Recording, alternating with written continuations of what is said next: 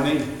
A beautiful day to drive down from Elm Grove where we live. Beautiful Wisconsin spring day.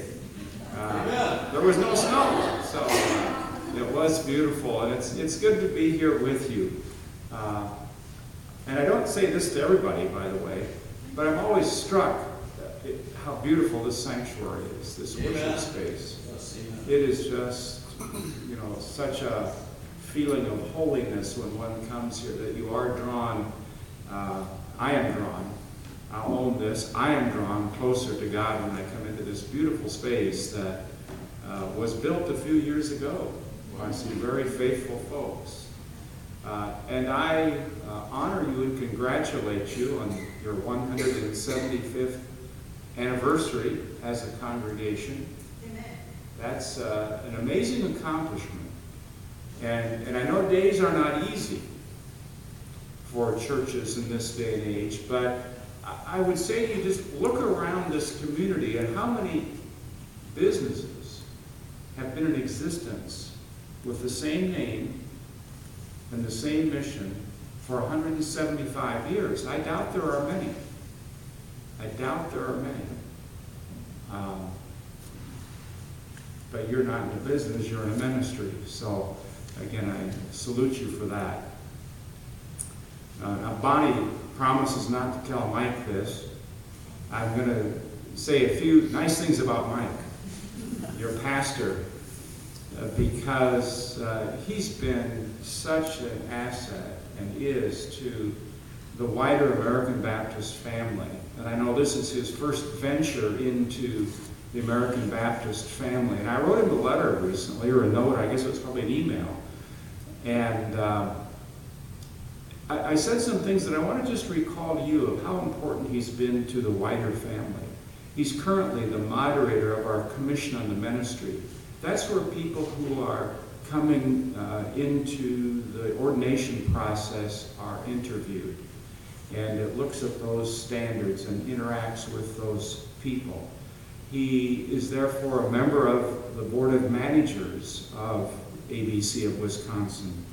He has served at camp, as you know, and has taken some of you up to camp to do work projects and things. You've done work projects in other places in outreach ministry. And he most recently has completed service as a member of the search committee for my successor. So there have been many ways in which you have shared him with the wider family. And this really could be an illustration in the sermon of how you as a congregation have been in covenant with your brother and sister congregations. And by the way, you are one of the founding congregations in what is now known as the American Baptist Churches of Wisconsin. The congregation here, 175 years old, American Baptist Churches of Wisconsin, 170 years old. You are one of a number of congregations who, by mutual accord, left a Northern Illinois Association of Baptist Churches back in the day, 1844, before Wisconsin was a state, and said, we need to form here in the territory of Wisconsin a Baptist association. Now, I can't name off what those churches were, but there were several that met and made that decision. And their purpose statement included the phrase, which I picked up and continue to use, to make Christ known throughout the territory. I like that because it wasn't a state, but it was a territory then. But this congregation was a part of that. So you're an important part of the heritage, an important part of the covenant process, and you still are. Because many of you have been involved with many things with ABC of Wisconsin through the years. My wife knows well the women's work of this church and how all of those White Cross quotas are more and more challenging every year. But you are faithful to that. We appreciate that. So thank you, and I bring you greetings from the wider American Baptist Churches of Wisconsin. I am trying to retire. From full-time I did the end of February, and now about 15 hours a week until my successor is named. And that action should take place tomorrow, I'm told, by the Board of Managers, and that person, I don't know when that person will be able to start their service. Diane and I will be moving to Ripon, Wisconsin, where we have a daughter, son-in-law, and 3 grandsons in elementary school. We lived in Ripon from 83 to 93 when I served at the Green Lake Conference Center. So we know many people in that community, and yeah, Ripon good cookies. Can't wait. That's what you smell in the morning at Ripon when you wake up and walk outside your front door. Kind of fun. So, good to be here. Will you pause with me in prayer? Well, Lord, may the words of my mouth and the meditation of my heart be acceptable in your sight. For you are my strength and my Redeemer. Amen. Our God is in the covenant business. And if you haven't picked up the theme of covenant today, you've been nodding off, because, boy, it's been woven so wonderfully and beautifully throughout this service. And covenant is a big deal for us as believers and as Baptists. And when you read through the Bible, you can't avoid reading about covenant and many different covenants that God had. Of course, the agreement that God had, the covenant is an agreement, that God had with Adam and Eve in the garden, the first covenant. And, we all know what happened there. Adam and Eve thought they knew better than God, and they went their own way. They violated the covenant. And the one thing God said is, don't eat from that tree of knowledge. But they were tempted and gave in to that temptation and did. Unfortunately, that's a pretty good commentary on all of humankind. How we will say, oh, sure, God, we'll follow you. And then how long does it take us, unfortunately, to fall short? It's right here, by the way. I didn't just put this in because of the children's story. But, here it says, in Genesis, God made a covenant with Noah.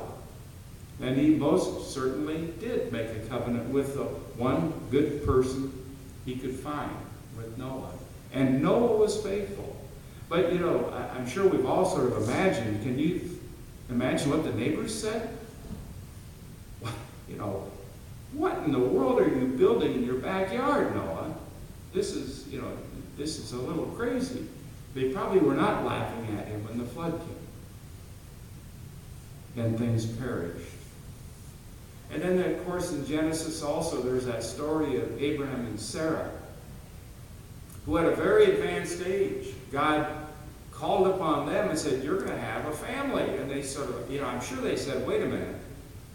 We're comfortable here, living in our retirement home. Our Social Security is started. Our Medicare is in effect. We've got our supplemental insurance. More kids? Are you kidding me? We thought that was done for. We've paid for their education, and we just want to enjoy life. I get a little carried away because I'm kind of going, that's kind of where I am, but watch out. Because God's going to say, just when you're comfortable, you have to move. You have to do something for me.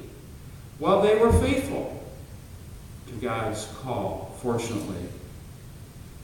The story of Moses in Exodus and God's calling of Moses, to me, is always such a dramatic experience. And there are others in the scriptures. But, there was Moses up on the hillside, tending the sheep of his father-in-law, Jethro.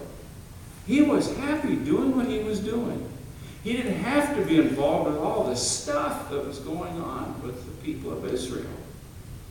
Just up there with the sheep, who might have baa a lot, but didn't talk back, and more or less followed him And then all of a sudden, here's this bush. It started burning and was not consumed. I'm sure Moses thought, I've lost my mind up here with these sheep. And then, not only that, out of that bush, a voice. Moses, Moses. I know then he thought he'd lost it all. And God says, Moses, I want you to go down off this hill and go to your people and help to lead them. And Moses said, I can't speak too well. I'm not articulate. I don't have a seminary degree. What am I supposed to do? I'm comfortable here. And then at one point he said, I think my mother-in-law's been talking to you. Just an amazing story. But Moses was faithful to God's call and followed and made a covenant with God to be faithful and to go to his people. And we read about the unfolding of the history of the people of Israel and the frustration of the leaders. And then as the prophets came along and tried to get them back on track. So there were covenant after covenant after covenant. It also happens in the Old Testament that you'll see that time after time, the people will try to come up with long lists of rules and laws to follow. We have the judges to kind of judge. Are you following all the laws? In the New Testament, we have the folks who sort out who's being faithful and who's not being faithful. So we managed to take God's love, and I submit that every covenant is based first and foremost on God's love for his creation and his people. We try to take that and we try to write gazillions of laws about how it is that we live in covenant. Now the problem of that, because, a covenant is an agreement between two parties, God, in this case, and us. And then we have ways that we live with each other. We've got some symbols here of the Ten Commandments. There's an example of laws that were made, very basic laws to be made and followed. But we've expanded those from 10 to all kinds of them in the Bible. And then what happens with us human beings? You start saying, you know what? You're not following that one particular law. You're not following that one particular law. You're not following that. We need to write some more laws. And then the big fight becomes who's in covenant and who's not. We begin to play God. And you know what? When we play God, we're always following the rules, the laws. It's always the other folks that seem to be out of compliance, if you will, and not following the laws. So it's very interesting how we as human beings get caught up in laws and covenants.